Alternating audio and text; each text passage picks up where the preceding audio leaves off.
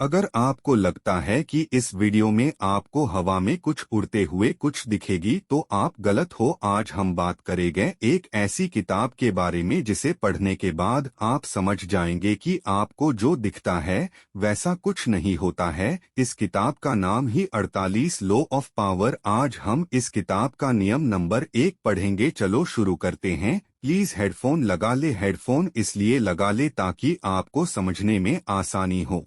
नियम 1, कभी बॉस से श्रेष्ठ न दिखें।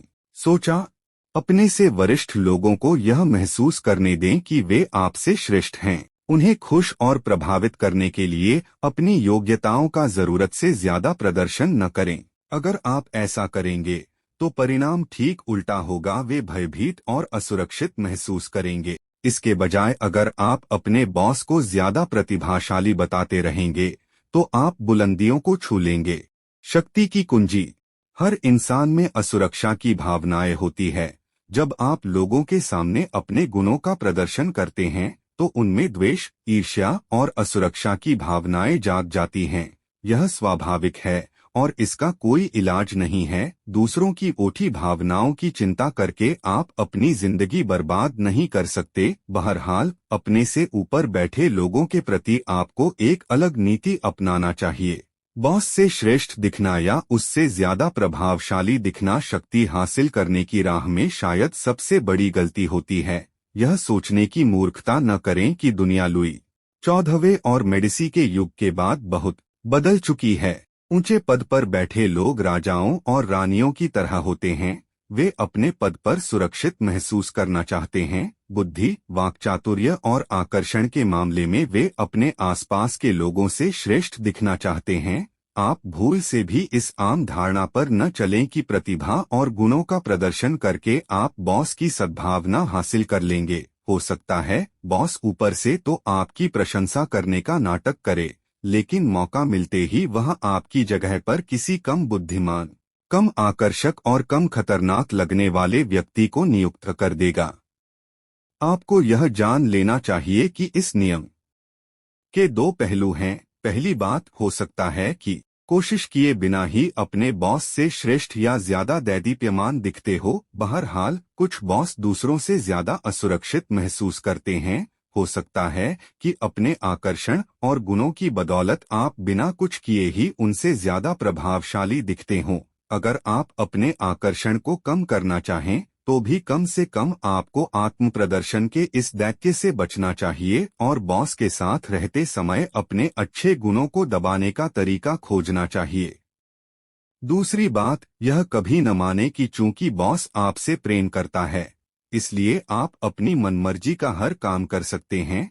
ऐसे कई प्रिय पात्रों या मुहट्ठे लोगों पर किताबें लिखी जा सकती हैं जिन्होंने यह मान लिया था कि वे हमेशा बॉस की नजरों में चढ़े रहेंगे, लेकिन बॉस से ज्यादा चमकने के कारण वे उसकी नजरों से गिर गए। अपने बॉस से श्रेष्ठ दिखने के खतरे को जानने के बाद आप इस नियम से लाभ उठा सकते हैं।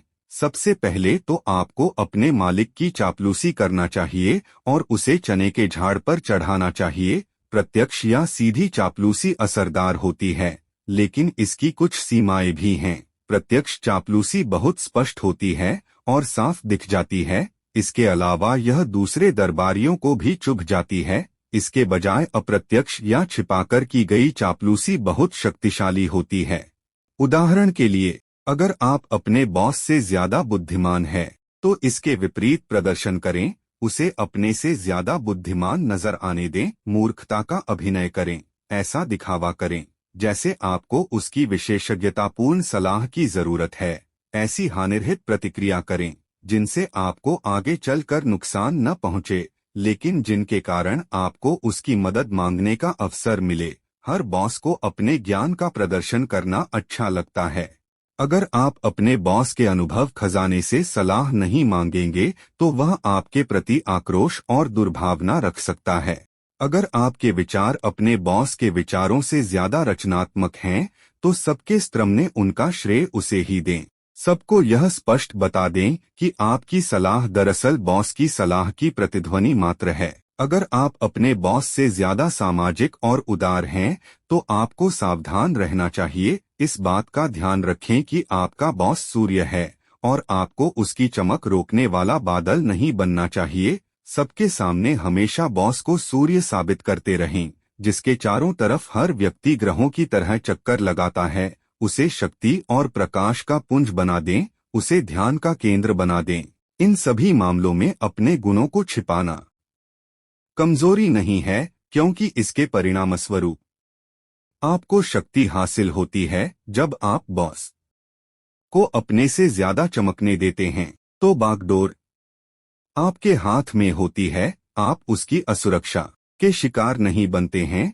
यह उस दिन काम आएगा जब आप निचले पद से ऊपर उठने की कोशिश करेंगे। अगर आप बॉस को खुद से ज्यादा चमकने देंगे तो वह आपको ईश्वर का दिया वरदान मानेगा और तत्काल आपकी तरक्की कर देगा।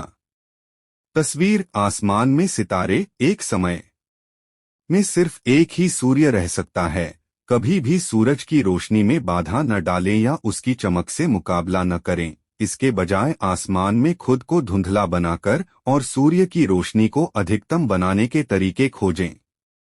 विशेषज्ञ की राय, अपने मालिक से ज्यादा तेजी से चमकने से बचें। किसी भी तरह की श्रेष्ठता लोगों को नापसंद होती है और वे उसकी निंदा करते हैं, लेकिन अपने बॉस से ज्यादा श्रेष्ठ दिखने की कोशिश तो मूर्खतापूर्ण ही नहीं बल्कि घातक भी हो सकती है। आसमान के सितारे हमें यही सबक सिखाते हैं। हो सकता है वे सूर्य जितने ही चमकदार हों, लेकिन सूर्य के चमकते समय वे नजर नहीं आते हैं। बाल्तेसर ग्रेशियन 1601 से 1658। अगले वीडियो के लिए कमेंट्स करें।